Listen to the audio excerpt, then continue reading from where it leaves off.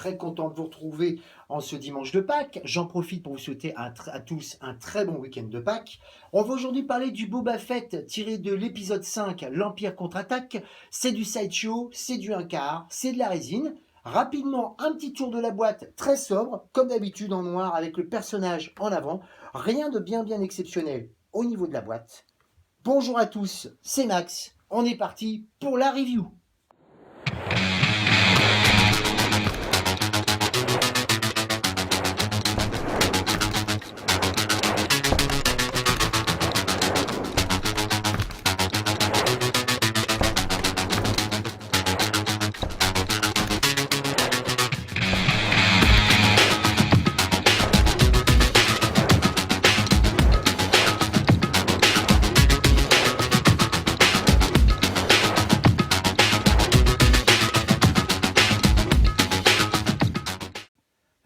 Voilà donc la bête, enfin la bête, c'est pas une pièce non plus absolument mouse. Alors évidemment, je pense que vous vous doutez bien que la review va surtout concerner des comparaisons avec deux pièces principales, c'est-à-dire évidemment le Boba Fett premier du nom de chez Sideshow, et bien évidemment le deuxième, qui concerne par contre Hot Toys en 1/4 qui est sorti il y a quelques mois et pour lequel j'avais fait déjà quelques reviews. Avant de parler de quoi que ce soit, je vais d'abord vous faire un petit tour en musique et après je vous expliquerai tout dans le détail.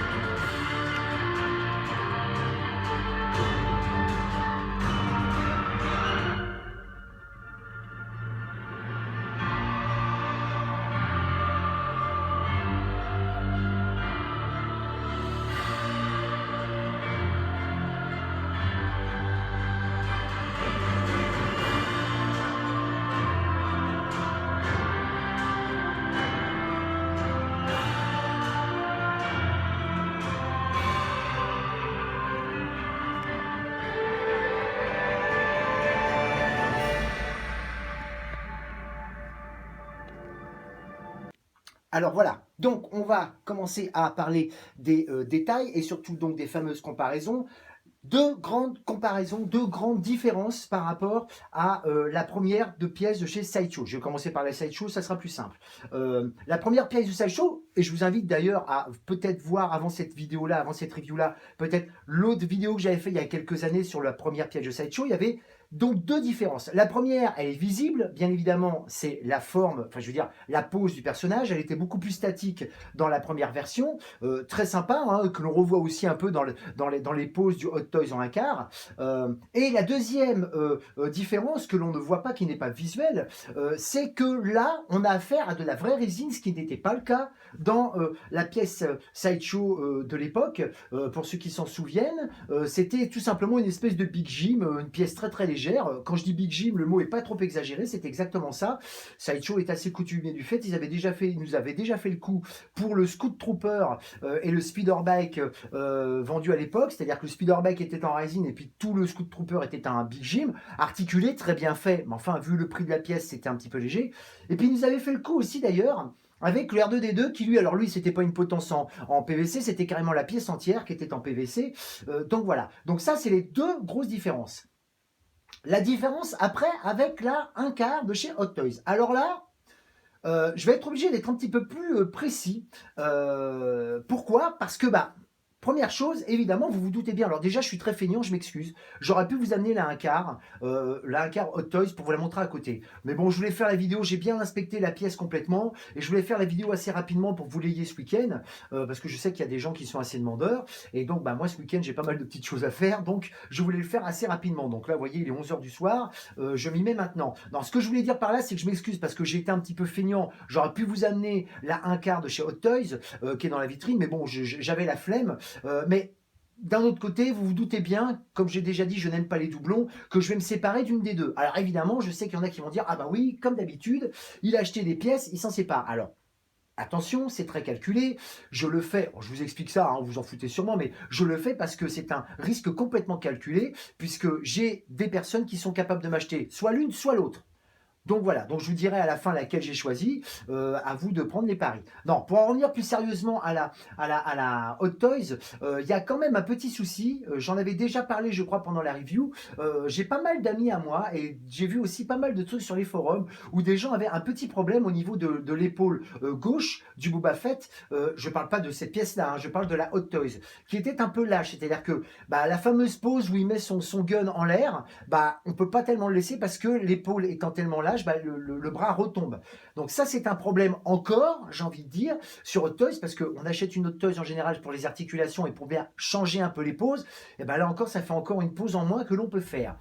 Pourquoi je vous dis ça? Parce que il y a quand même des petites guéguerres entre Hot Toys et, je dis guéguerres, entre collectionneurs, j'entends, entre ceux qui préfèrent les résines et ceux qui préfèrent les pièces 1/4, voire même carrément assises de chez Hot Toys. Alors moi, je vous donne mon point de vue à moi. Moi déjà, étant collectionneur, deux choses importantes. La première, j'ai beaucoup plus l'impression de faire de belles collections avec de la résine que du 1/6. Le 1/6, je rappelle, pour moi, ça reste surtout du jouet de luxe. Alors, j'en ai déjà fait beaucoup, j'en ai beaucoup et j'en referai beaucoup probablement, mais c'est pas, je suis pas axé dans cette collection-là directement. Voilà.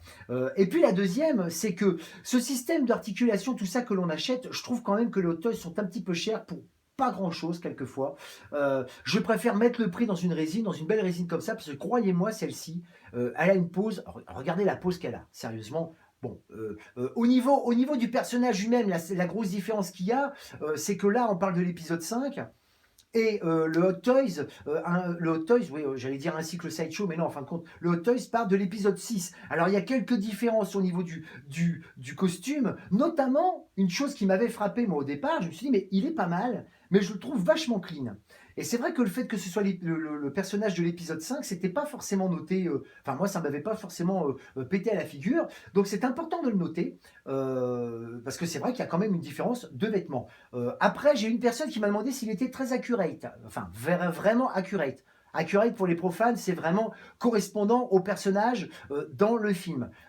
J'ai pas amené ma Bible là, je l'ai quand même lu avant de faire la review.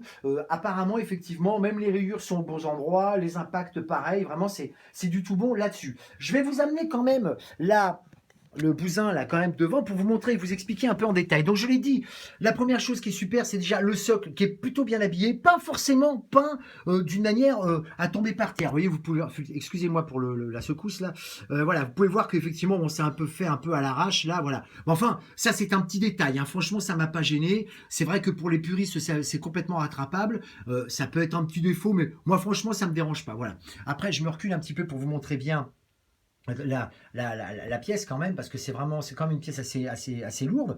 Tout est en résine, hein. Tout ça c'est en résine, bien évidemment, tout à part le casque qui lui est en plastique. Alors le casque se met dessus, il est articulé, hein, alors articulé de manière assez moyenne, mais vous voyez, vous pouvez le tourner. Il y a, bon là j'ai qu'une main, alors c'est un peu difficile. Il y a aussi le fameux petit viseur là qui peut se mettre dessus. Alors moi, j'ai pas vu, et je n'ai pas eu de problème de casse, j'ai pas vu grand monde avoir de soucis, d'ailleurs, j'ai vu personne. Une petite parenthèse, tant que j'y pense, ne vous faites pas avoir par l'ancrage de la pièce. Elle est assez vicieuse. De la manière dont vous enlevez la pièce, de la manière dont vous devez la mettre, vous avez un plot en résine dessous le pied là qui s'encastre, et vous avez une tige métal qui s'enfonce dedans là. Mais la manière dont c'est mis, je vous assure, j'ai claqué du fessier grave parce que je me suis dit putain, il rentre pas. Si vous voulez, l'ergot est tellement comment dire, décalé d'un petit degré. Alors là, je vous dis tout de suite, c'est au poil de fesse près. Hein. C'est-à-dire que si vraiment ils le mettent pas au bon degré, c'est pas la peine, vous le rentrez pas. Alors c'est pas la peine de forcer, vous allez tout casser. Hein.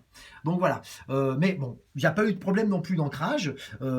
Mais j'ai pas vu ça encore dans les autres vidéos. Mais bon, apparemment, ça pas de souci particulier, quoi. Voilà. Donc, voyez quand même les détails, les petits détails au niveau des indices, voilà, des fameux Simon-Galorien. Vous allez avoir le flingue. Alors oui, ça c'est la version normale. La version exclusive, c'est un point et l'autre flingue qu'il n'a pas d'ailleurs, hein, que l'on voit pas d'ailleurs dans l'Empire contre-attaque, c'est le fameux flingue qu'il a dans l'épisode 6, hein, vous savez, un petit peu plus travaillé, là il c'est un petit peu plus grossier, hein, vous voyez. Mais enfin voilà, bon, moi ça me gêne pas, hein. Franchement c'est que ça l'exclusif, ça me pose pas vraiment de gros soucis. Voilà. À part ça, bah, écoutez, mes amis, encore une fois, j'ai pas envie de vous dire que c'est une pièce sans défaut, parce que ça m'avait joué des tours il y a quelques temps, malgré que j'avais raison. Mais enfin quand même, j'ai regardé partout, j'ai pas vu de problème. Au niveau du flingue que vous avez là, du pétard, là, du blaster, vous pouvez pas l'enlever. Hein. Enfin, bon, disons que ça peut pas se décrocher. Hein. Par contre, bien évidemment, le tissu que vous avez, c'est encore là, vous voyez les petites tresses, le tissu, la ceinture en cuir que l'on voit pas trop malheureusement, mais qui est pourtant bien là. Vous avez la petite sangle, tout ça c'est du tissu. Vous avez aussi les petites, vous voyez les petits outils là. Vous avez une espèce de bon, c'est pas très facile à vous montrer là. Je suis désolé, mais bon, vous voyez, vous avez les petits couteaux, ça pareil, plastique résine, enfin voilà quoi, vraiment non, vraiment. Vous avez aussi la cape à mettre, alors la cape, vous verrez peut-être pas la bonne couleur, mais c'est la bonne couleur, elle est marron clair avec une petite banderole là, bon, avec un petit liseré de métal à l'intérieur, vous savez, pour pouvoir la guider, donner un aspect un peu drapé, voilà. Donc je vais replacer la pièce, je vais placer le bousin, replacer le bousin, je vais aller vous faire une petite, je vous ai fait d'abord avant une petite vidéo en plein air quand il faisait beau, quand j'ai reçu la pièce, donc il y a quelques jours. Vous allez voir que comme ça vous la verrez vraiment en plein jour, vous verrez qu'elle est vraiment réussie. Et bah, juste après, bah, écoutez, on revient ici pour, je pense, terminer la vidéo. Voilà, comme prévu, je profite d'une éclaircie pour vous montrer la pièce en plein jour. J'essaierai de faire ça le plus souvent possible. Donc vous pouvez voir que, bah, écoutez, pas du tout de défaut. Enfin, moi, pas du tout de défaut. Encore une fois, si on cherche, je vais en trouver, bien évidemment. Mais je veux dire, honnêtement, la pièce est quand même vraiment bien réussie. Le socle est sympathique, original. La dynamique est vraiment parfaite. Ça, j'ai déjà dit et je le redirai. Non, tout est plutôt pas mal. Hein. Franchement, bon, bah moi... je veux dire, c'est du au moins 9 sur 10, c'est clair.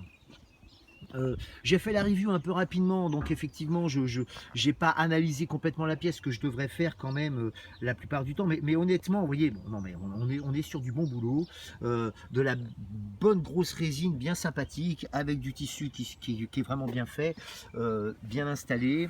Bien peint, tout ça. Je le répète, une version clean, hein, pas complètement clean, mais beaucoup plus clean que la version du Retour du Jedi. Mais bon, évidemment, on se retrouve quand même sur une pièce qui est vraiment sympathique. Voilà. Ben écoutez, voilà, hein, je ne vois pas trop ce que je pourrais vous montrer de plus. Je vais retourner dans la salle et on va voir pour la suite de la review. Voilà, me revoilà donc dans la salle. Bon, je me suis permis de placer toujours Slave One fait en Lego que j'avais déjà placé pour la Hot Toys. Ce qui me fait vous dire, bien évidemment, pour ceux qui ne le savaient pas ou ne le savent pas, je vais bien évidemment me séparer de la Hot Toys. Bon, la personne que je connais va évidemment la prendre. Pourquoi? Bah parce que je préfère la résine. D'abord parce que là, c'est vraiment de la vraie résine. D'abord parce que surtout, elle est complètement réussie. Il n'y a pas de problème de ce côté-là. Là, c'est vraiment génial. Là, moi, la Hot Toys, alors la Hot Toys est très bien. Attention, je ne vais pas revenir sur ce que j'ai dit, malgré les petits défauts. Et là, c'est vrai que Hot Toys, il y aurait quand même de quoi faire. J'avais eu déjà quelques petits déboires. Rien d'exceptionnel, mais pour la marque 43, j'en avais parlé avec certains. Moi, je suis désolé, une pièce qui coûte aussi cher, avec autant de défauts, de travail de base dessus, je trouve ça un peu n'importe quoi. Alors, La Boba Fett avait pas, Hot Toys avait pas de souci. Je parle en un quart, je parle pas du 1.6 qui est sorti il y a quelques jours en Asie. Avait pas de défaut particulier, simplement à part ce problème de bras. Mais bon, je trouvais la pose beaucoup plus statique. Là, je trouve la pose vraiment sympa, quoi. Putain, vraiment. Enfin, vous voyez, moi, je la trouve vraiment sympa. Alors, c'est une pose en plus qu'il a pas dans le film, malheureusement. Mais j'aurais dû vous mettre d'ailleurs la sideshow où il y a Han Solo en carbonite dedans. J'ai été idiot. J'aurais dû le faire. Je pense que ça, vous auriez vu un peu ce que ça donnait. C'était vraiment pas mal, même si effectivement la sideshow avec Han Solo en carbonite représente le personnage quand il est dans l'antre de Jabba the Hutt. Mais enfin, là, c'était plutôt pas mal. Là, vous voyez, non mais franchement, c'est du tout bon. Si vous êtes fan, et il y en a des fans du personnage, et en particulier de Star Wars, mais surtout du personnage, bon, je pense que vous devez prendre celle-ci. Bon, c'est vrai que, après, en étant honnête, si vraiment je suis vraiment honnête, laquelle des deux choisir? Écoutez, franchement, j'en sais rien, quoi. Moi c'est celle-ci. Je trouve la pose dynamique à souhait. Vraiment, attendez, je me remets un peu loin. Vous voyez, je vais me remettre un petit peu là. Je vais me remettre sur le truc. Non, vous voyez, franchement, elle est sympa quand même. C'est sympa d'avoir cette pose là sur la rampe de son vaisseau. Non, enfin du vaisseau. Moi, je la trouve vraiment super.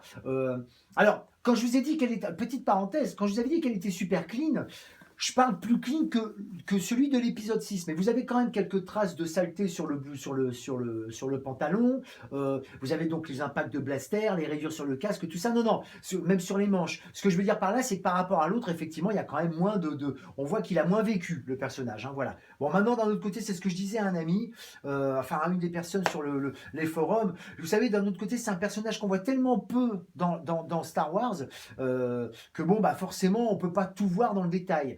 À côté de ça, ça serait sympathique, au lieu de nous faire un grog leader ou je sais pas quoi, qui nous fasse un film sur justement les bounty hunters, là, les chasseurs de primes comme Boba Fett. Ça serait vraiment super, je crois. Bon, encore faut-il qu'il le fasse bien, on est bien d'accord. Donc voilà. Écoutez mes amis, je peux pas vous dire grand chose de plus sur cette pièce magnifique dont je suis très content, vraiment. Moi, je vous dis, je la trouve vraiment parfaite. J'ai pas de défaut à lui donner. Encore une fois, je le répète, c'est certain. Si je cherchais, j'en trouverais sûrement. Mais même les petits détails, vous voyez, sur le socle là, qui sont pas, parce que c'est pas que c'est raté, mais on voit bien que ça a été fait à la va-vite, quoi. Que c'est pas, mais ça choque pas. Franchement, ça choque pas. C'est une petite parenthèse. Un petit truc quand même que j'aurais bien aimé pour donner de l'ampleur, pour donner un petit crédit un petit peu plus, un peu plus important sur la pièce. Ça aurait été peut-être un light-up au niveau de la rampe. Voyez, pas forcément un light-up clignotant, tu vois, mais un petit light-up de base, voyez, qui aurait été le long de la rampe, ça aurait peut-être été sympathique. Voilà. Mais bon, ça n'est qu'un regret, ça n'est pas, ça n'est pas un défaut. Et d'ailleurs, les défauts, écoutez, franchement, moi, j'en ai pas. Moi, la pièce, c'est le prototype qu'on a vu. Il n'y a pas eu de surprise, moins que l'autre d'ailleurs, parce que rappelez-vous, je vous dis, allez voir la vidéo de l'ancien Boba Fett qui était sorti. Il y avait quand même plus de choses à redire dessus. Là, on a une pièce qui est pas trop lourde, mais suffisamment, qui est vraiment bien. Enfin, franchement, moi, je trouve ça. Moi, j'ai eu aucun problème avec cette pièce-là. J'en suis très content. Voilà. Écoutez, ça aurait été une vidéo forcément rapide, mais il n'y a pas grand-chose à dire, et j'ai envie de dire tant mieux. Ça, c'est vrai que je l'ai dit, si je devais lui donner une note, ça serait un 9 sur 10, et encore peut-être même un 10 sur 10 en fin de compte, parce que c'est vrai qu'elle est vraiment sympathique, elle est vraiment parfaite, pratique, en tout cas pour moi. Voilà. Restez connectés quand même, parce que apparemment, deux autres pièces doivent arriver la semaine prochaine. Alors, je peux pas vous garantir la date en fin de semaine prochaine, je sais pas, mais enfin disons dans les 2 semaines qui viennent, 2 pièces vont arriver. Je ne dirai rien. Vous verrez bien ce que c'est. Donc restez quand même connectés, surveillez un petit peu. Entre parenthèses, cette pièce-là vient évidemment de chez notre ami Monsieur Marc-François de chez Figurine Collector. Je vais lui placer la vidéo sur son Facebook dès demain, sûrement. Et donc les deux autres pièces qui doivent arriver viennent aussi de chez Figurine Collector, comme d'habitude. Voilà. Écoutez mes amis, ça va se terminer là. Encore une fois, passez un très bon week-end de Pâques. J'espère que j'aurai été assez exhaustif sur cette pièce-là. S'il y a des questions, n'hésitez pas, comme d'habitude, sur YouTube, Facebook, tout ça, n'hésitez pas à me poser des questions. J'y répondrai le plus souvent possible, parce que je fais pas que ça dans la vie, j'ai d'autres choses aussi qui m'occupent. Voilà. Écoutez mes amis, je le répète, un très bon week-end de Pâques. Portez-vous bien. Probablement à la semaine prochaine et à plus tard pour la prochaine vidéo.